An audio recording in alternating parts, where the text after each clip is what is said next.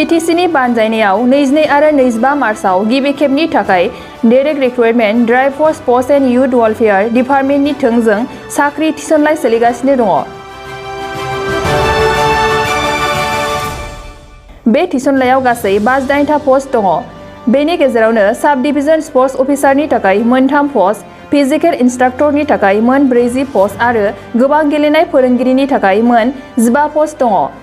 BTC सरकारा खोथाय होनाय बादियै रावखौबो जाखोमानाय सिखोमानाय गैयाजासे मुं थिसननाय गोबां बिनायसाफोरनि गेजेराव जायहा जेसेबां रोंगौथि गोनां एबा बादायलायनायाव जायफोर देरहानो हागोन बिथांमोना मोननो हागोन आरो बे रिक्रुटमेन्टनि एपइन्टमेन्ट लेटारखौ मार्च दाननि 29 आरो 30 नि गेजेराव मोनसे हाबाफारि लानायनि गेजेरजों होनाय जागोन होननानै गेलेमु बिफाननि EM दावबायसावर बिथाङा खौरांनि गेजेरजों बुंथियो।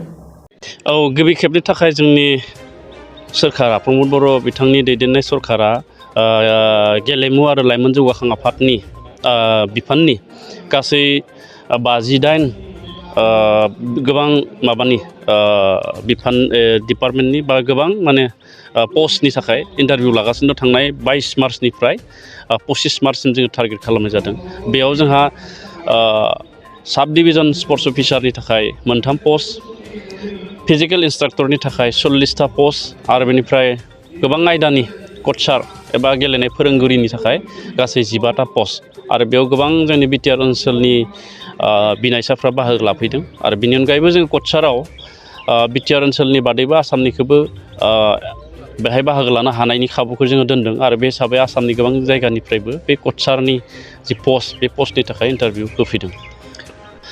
जों रायजोनो खोथा होनाय बायदि जे जोंनि सरकारा जाखोमानाय सिखोमानाय जों खालामा, रायजोनो जोंनि सार्भिस एबा जोंनि सिबिथायखौ होगोन होनना जिदि खोथा होदोंमोन बेबायदिनो जों नैबे रिक्रुटमेन्टखौबो एबा नैबे साख्रि थिसननाय हाबाफारिखौबो जोङो जेबो आन्दो थानानै जों खालामनो नागिराखै। फ्रि एन्ड फेयार नैबे क'क्राझारनि साइ सेन्टारावनो जोङो रिक्रुटमेन्ट खारनाय बारनाय जिखिनि फिजिकेल टेस्ट होनना बुङो बेखौ लादों आरो बेनि उनाव जोङो मोगामोगि जायखौ भाइभा टेस्ट एबा अरेल होननानै बुंदों आरो बेयाव जोङो आसामनि बारग' गेलेनायनि बिथोनगिरि डक्टर सुभाष बसुमतारी बिथांखौ जोङो एक्सपार्ट हिसाबै लानानै फैदों।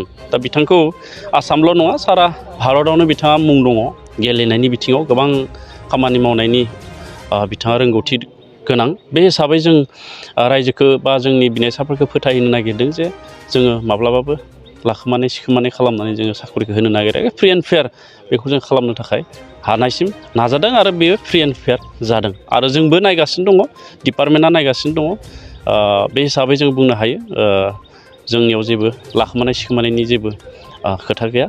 जायहा जि रोंगौथि दङ बे अनुजायै पस्ट अनुजायै जग्यता अनुजायै जायफोर बिनायसाया एप्लाइ खालामदों बेखौ मोनगोन। खिन्थु मोनसे खोथाखौ जों बुंगोन SDSOआव बा साब डिभिजनेल स्पर्ट्स अफिसाराव 3 मोनगोन, कचाराव 15 जनाल' मोनगोन बा फिजिकेल इन्सट्राक्टरनि थाखाय 40 जनाल' मोनगोन। बिनायसाया गोबां दङ, बिनि गेजेरावनो कम्पिटिसन जागोन। बे रिक्रुटमेन्टनि जि एपइन्टमेन्ट बेखौ नैबे मार्च दाननि 31 खालार बिनि सिगाङावनो जों होजोबगोन। 29 नङाबा 30 नि गेजेराव जोङो एपइन्टमेन्ट बे एपइन्टमेन्टखौबो जोङो लेटारखौ खुलाहै जोङो मोनसे फांसन पार्टिनानै बयखौबो लानानै जोङो बेखौबो जोङो रानगोन। फर्मखौ जोङो मोनफ्रोमबो BTC समस्तियाव गंफाहै जोङो बानायग्रोनो नागिरदों। जोबोद दुखुनांथावना बाथ्रा जोंहा गेलेनायनि थाखाय जि इनफ्रास्ट्राक्चार आन्थुगाथुनि बे थानांगौ बेबायदि गैया। साब डिभिजनाव दासिमबो मोजाङै स्टेडियाम गैया। थांनाय बोसोरसेयाव आङो नायजोब्बाय जोंनि BTCनि 4 जिल्ला दा 4 जाबाय, नायजोब्बाय जे गंसेबो मोजां स्टेडियाम जोंनियाव गैया। दा बेफोरखौ बानायनांगौबा जोंनो एसे सम नांगोन।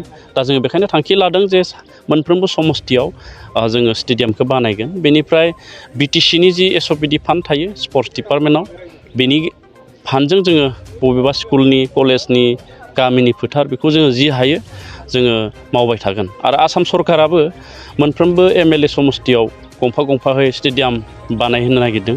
बेजोंबो जोङो जोंनि गेलेनायनि जि फोथारफोर बेखौ जौगाखांहोनो हागोन बेखौ जों आसा खालामनो हायो।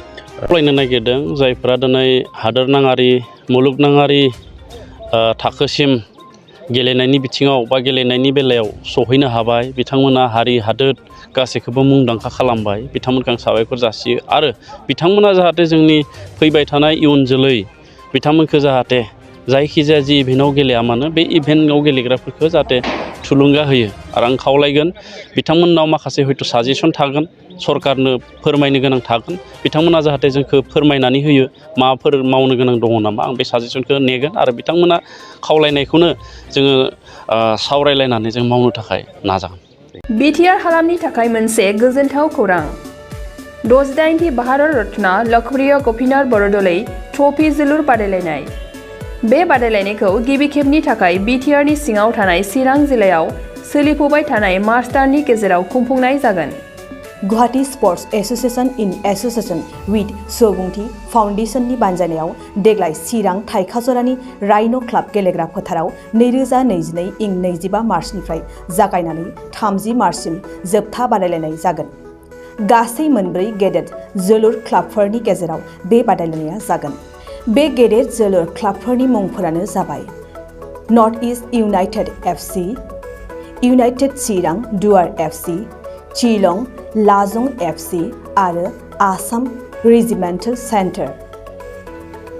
बादायलायनायनि सम खाना होखानाय बादियै 25 मार्च खालि नर्थ इस्ट इउनाइटेड एफसि आरो United Chirang Duar FC, 26 March खालि शिलं लाजं एफसि आरो आसाम रेजिमेन्टेल सेन्टार, 27 मार्च खालि नर्थ इस्ट इउनाइटेड एफसि आरो आसाम रेजिमेन्टेल सेन्टार, 28 मार्च खालि इउनाइटेड चिरां दुवार एफसि आरो शिलं लाजं एफसि, 29 मार्च खालि आसाम रेजिमेन्टेल सेन्टार आरो United Chirang Duar FC, 30 March खालि नर्थ इस्ट इउनाइटेड एफसि आरो शिलं लाजं एफसिनि गेजेराव बे बादायलायनाया जागोन। जानो थांनाय बे बादायलायनायनि टिकेटखौ दानिफ्रायनो टिकेट काउन्टाराव होनाय जाबाय। नायनो गोसो गुदुं एबा जोलुर बादायलायनायखौ मोजां मोनग्रा सुबुंफोरा थाबैनो टिकेटनि थाखाय 9547461257 जानबुं नम्बराव जगाजग खालामहरनो हागोन एबा बुकिं खालामहरनो हागोन।